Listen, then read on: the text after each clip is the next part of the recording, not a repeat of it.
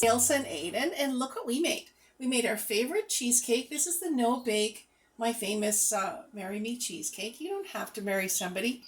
Just make it just for yourself, for your friends and your family. And if you really want to, you can make it for somebody you do want to marry, and good luck with that. So this is what we made today. Today we have a new idea.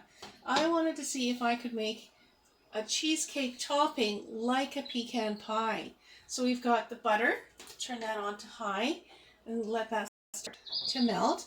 I've got 3 eggs, and if you're ever not sure whether your eggs are okay or not, if you've had them in the fridge a minute, just fill your bowl with water, with cold water, and put your eggs in, and if the eggs float to the top, they have to go. So if it floats, it goes. So you want to, that's an easy way to remember it. If it goes down to the bottom of the bowl, you're to go.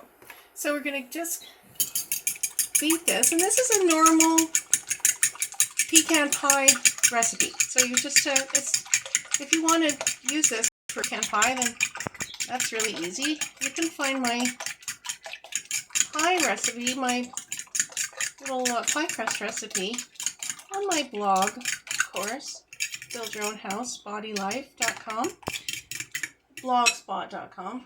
Okay, so we're melting this butter, and the cheesecake has been in the fridge to set for about, I don't know, 4 hours. We made it earlier today.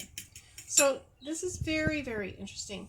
We're going to add 3/4 of a cup of brown sugar, and it calls for 1 cup of, whoops, oh, I didn't expect that to happen, corn syrup. But I also really like this Rogers golden syrup. So I've got about 3/4 of a cup. I'm going to add in some golden syrup. I really don't know if they're all that different, but you know, it appeals to me to try it. And I have to heat it up because it has eggs in it. So you don't ever want to serve anything that has eggs without cooking the eggs. I don't think that's safe, and you don't want to take any chances. That's silly. So I've already put the pecans on the cheesecake, and this is almost melted. I'm just going to turn that off right now because I don't want to be rushed, and I don't want the butter to burn. So that's about 1/4 cup of butter. It's probably a little bit more than 1/4 of a cup. I didn't bother measuring it.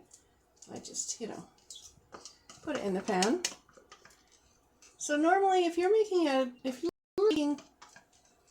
pecan pie, you would put all of your pecans on the base of the pastry and then pour in this mixture on top without cooking it. You would just pour it straight on, and then it would go right in the oven, and it would go ahead and cook in the oven.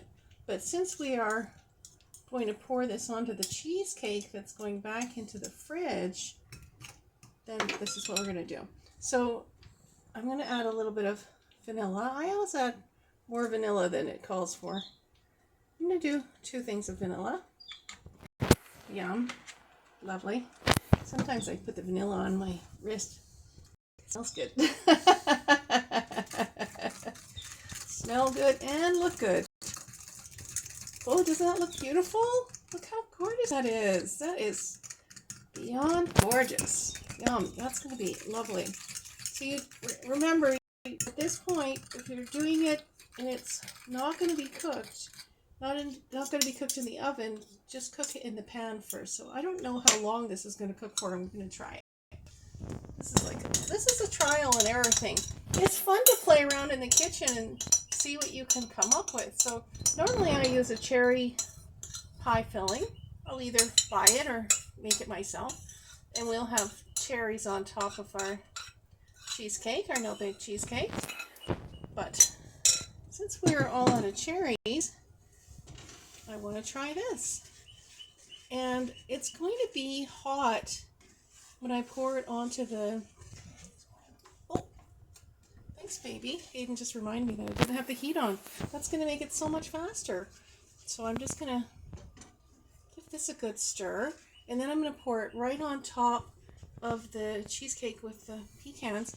The other thing I was thinking that you could do is you could just chop all your pecans or walnuts, whatever you prefer, and put them right in here as if you were making a toffee. If you were making a toffee, then you would just add them straight in here. If I was making like a tablet, a Scottish tablet, or southern pralines, then I'll add in nuts right into the mixture. So I think what I'm going to do is I'm going to bring this to a boil so that I know for sure that those eggs are safe to eat, and then I'm going to pour it on top of the cheesecake.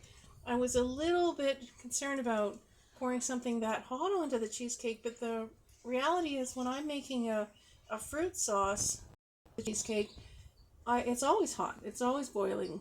So, you know, should be okay. And again, this is trial and error. We just want to see. This particular sauce is not an expensive sauce, and the pecans are kind of pricey, but, you know, if you did chop the nuts, then that would mean that the whole cheesecake would be covered in the nuts, and I might like that better, but today we're just giving this a little. This is just trial and error, and we'll see what happens. Wait for this guy to heat up. Is it heating up a bit? There we go. We're getting some heat onto there. Let's say that you're making caramels. Let's say you are making Scottish tablet, or you're making southern pralines. Then this would change color. We wouldn't have any eggs in it, for one. It was just the tablet and pralines are just brown sugar, white sugar, butter, and cream. That's really, and vanilla at the very end, vanilla. And then you throw in some pecans, or you throw in some walnuts, whatever kind of nuts you like. And you cook it until it comes to the soft ball stage. But look how fast that's coming together. So that should be safe enough, I think. And see how it looks like a toffee? So the whole goal is to make a pecan pie cheesecake. Sounds delightful, doesn't it? All right, that looks hot enough. So now I'm just going to give this another little stir. Oh, it's changed color? That's exciting. All right, let's give this a pour over the whole thing. Don't melt, little cheesecake, don't melt. So when you're making a pecan pie, it's very exciting because the pecans, you put them in the pie shell when you're first making the pie, when you make the pie shell. And then when you pour the sauce on top, when you pour the toffee sauce on top, they rise to the top all by themselves. It's fascinating. The kids are going to love that. You'll love it, and the kids will love it. It's a good little science experiment. Okay, so there we've got that. Let's have a look and see what we're dealing with here. Put it off to the side. So I wonder if our pecans are going to show through there, because I kind of pressed them into the cheesecake. Uh-oh. Looks like it's looks like it is starting to melt a bit. So let me just toss on some more. Let me toss on some more pecans so that we don't have to worry that nobody's getting enough pecans and there won't be any fights. You don't want any fights in your kitchen. So we'll just do that. So much for our fancy pecan work. That took a long time to do too. Okay, that's good enough. So we'll put that in the fridge and let that set, and we'll show you what it looks like later.